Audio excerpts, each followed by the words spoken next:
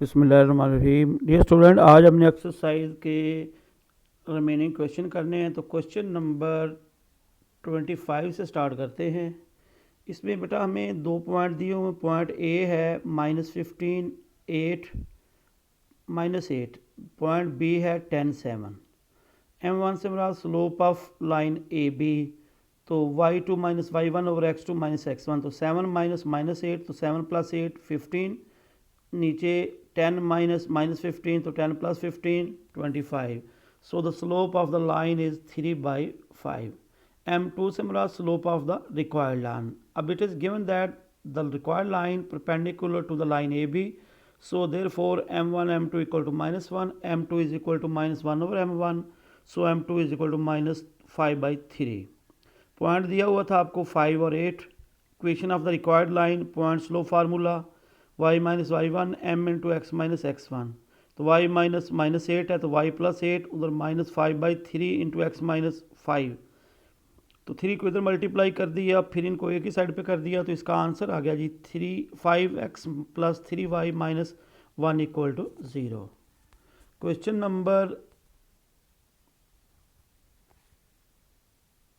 26, ये एक लाइन दी हुई है। उसने ये क्वेश्चन ये था कि find the line perpendicular to this line whose x intercept and product of x intercept and y intercept equal to -3। तो इसकी जो परपेंडिकुलर लाइन निकालनी है, तो बेटा आप एक्स का कोफिशिएंट वाई के साथ कर देंगे, वाई का कोफिशिएंट एक्स कर देंगे और इनका साइन चेंज कर देंगे। यानी एक्स का कोफिशिएंट वाई के साथ कर देना है, वाई का कोफिशिएंट एक्स के साथ कर देना है और वाई का साइन चेंज कर देंगे। प्लस है तो माइनस कर देंगे, माइनस है तो प्लस कर देंगे। तो x - 2y है तो y + 2x, x + 2y कर दिया और +3 की बजाय c लिख दिया। अब इसका x इंटरसेप्ट और y इंटरसेप्ट निकाल लेंगे। फॉर x इंटरसेप्ट y को 0 पुट कर देंगे तो x की वैल्यू -c आ गई। फॉर y इंटरसेप्ट के लिए आप x को 0 पुट कर देंगे तो y की वैल्यू जो है वो -c/2 आ गई।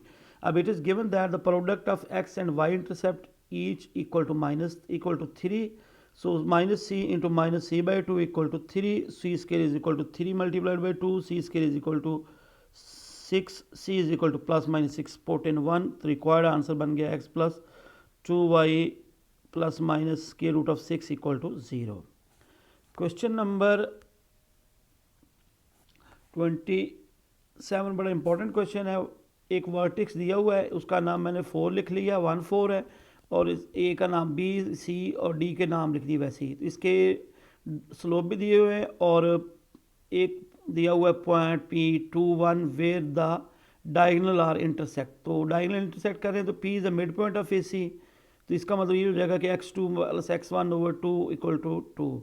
तो 2 बराबर लिख दिया मैंने 1 + x2/2, 1 बराबर लिख दिया y1 की बजाय 4 + y2/2 है, तो नीचे वाले को उधर ज़रब किया, फिर 1 को उधर ऐड कर दिया, x2 = 3, y2 = -3। तो लिहाजा c की वैल्यू आपके पास आ गई 3 और -2। अब हम इसके स्लोप को यूज़ करते हैं। एक दफ़ा इसके आप मिड पॉइंट यूज़ कर लें, फिर स्लोप से हमारा काम चल जाएगा।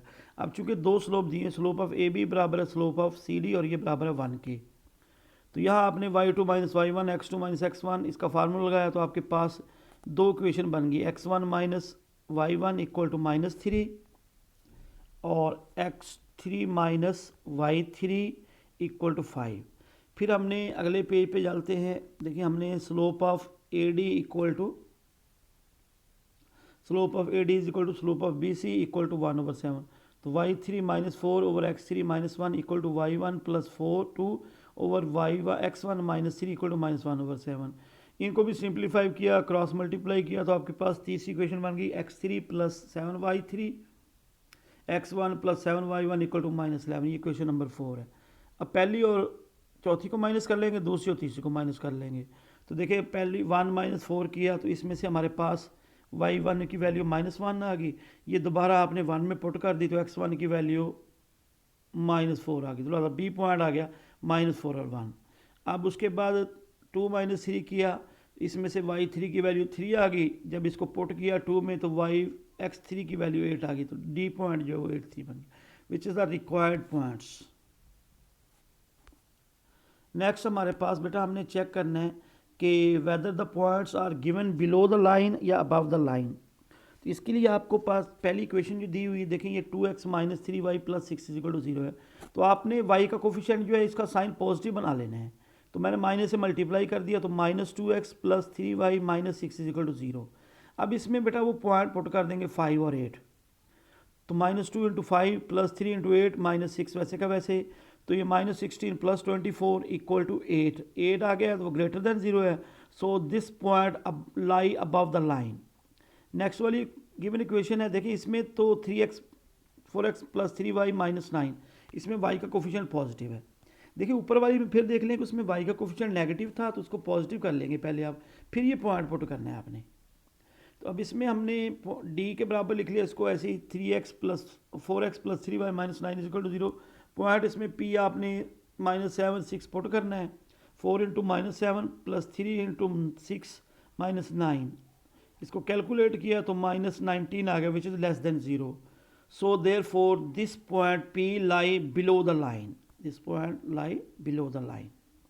दोबारा फिर देख लें इस क्वेश्चन को कि बेटा अगर तो आपने पॉइंट पुट करने के लिए पहले तो ये है कि y का कोफिशिएंट पॉजिटिव बना लेंगे। तो इसमें -2x प्लस 3y माइनस 6 बना लिया, फिर इसमें पॉइंट पुट किया तो इसका आंसर 8 आ गया। तो इट मीन कि point lie above the line है। इस वाले में देखिए हमने y का कोफिशिएंट वैसे ही पॉजिटिव है 3x plus 4x plus 3y minus 9। तो इसमें पॉइंट पुट किया, इसको सॉल्व किया तो इसका आंसर -19 आ गया which is less than 0। So therefore this point lie below the line. Question number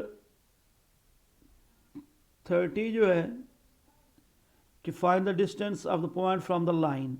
तो हमारे पास पॉइंट अगर P x0 y0 हो और लाइन हो ax by plus C is equal to 0, तो डिस्टेंस बराबर होता है ax0 plus by0 plus C और इसका magnitude over square root of a square plus b square है।